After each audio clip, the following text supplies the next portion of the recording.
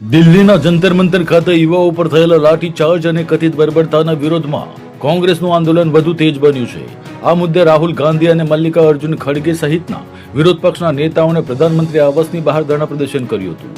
આ દરમિયાન પોલીસ દ્વારા તેમને હિરાસતમાં લેવામાં આવતા કોંગ્રેસી કાર્યકરોમાં ભારે રોષ જોવા મળ્યો હતો। આ ઘટનાના વિરોધમાં ગુજરાતના વિવિધ શહેરોમાં કોંગ્રેસ દ્વારા વિરોધ પ્રદર્શન યોજવામાં આવી રહ્યા છે। ભરૂચના 5 બત્તી સર્કલ ખાતે પણ મોટી સંખ્યામાં કોંગ્રેસી કાર્યકરો એકત્રિત થયા હતા અને હાથોમાં પોસ્ટર્સ લઈ કેન્દ્ર સરકાર વિરુદ્ધ જોરદાર સૂત્રોચ્ચાર કર્યા હતા।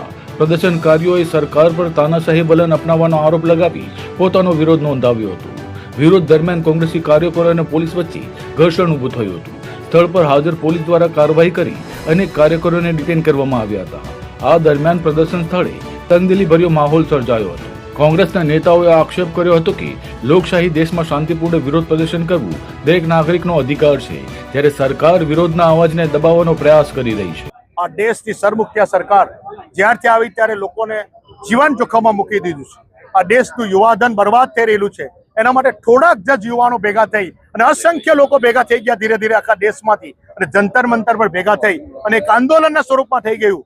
ત્યારે એને કુચલવા માટે આ તાનાશાહની સરકારે ગુજરાતીઓ બે દ્વારા, હું ગુજરાતનો છું ગર્વ હોય પણ ગુજરાતથી મારું માથું ચૂકી જાય છે તો ગુજરાતી છું, કારણ કે બે ગુજરાતીઓ દ્વારા જે આ દેશનું યુવા, આ દેશનું ભવિષ્યને આ બેન દીકરીઓને જે રીતે દબાવવામાં આવી, જે રીતે સોશિયલ મીડિયા પર ફોટા અને વિડીયો વાયરલ થયેલા છે, ગમે તેમ રીતે લાઠીચાર્જને કરવામાં આવ્યું, એના વિરોધમાં અમારા ઓપોઝિશન લીડર રાહુલજી અને ખડગેજી એની ચર્ચા કરવા માટે સંસદમાં માંગણી કરી તો એક લફ્ઝ પણ ચર્ચા ના કરી શાસક પક્ષે, તો એમના દ્વાર પર ગયા પ્રધાનમંત્રીના અને ત્યાં પણ એવો બહાર ના આવ્યા ચર્ચા કરવા માટે।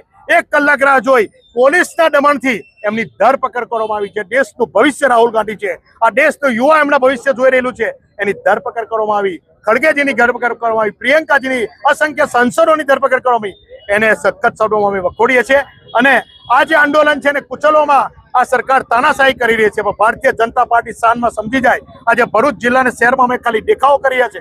હજુ જો આ તાનાશાહ સરકાર નહીં સુધરે તો કોંગ્રેસ રોડ પર આવશે, વાર નહીં લાગે।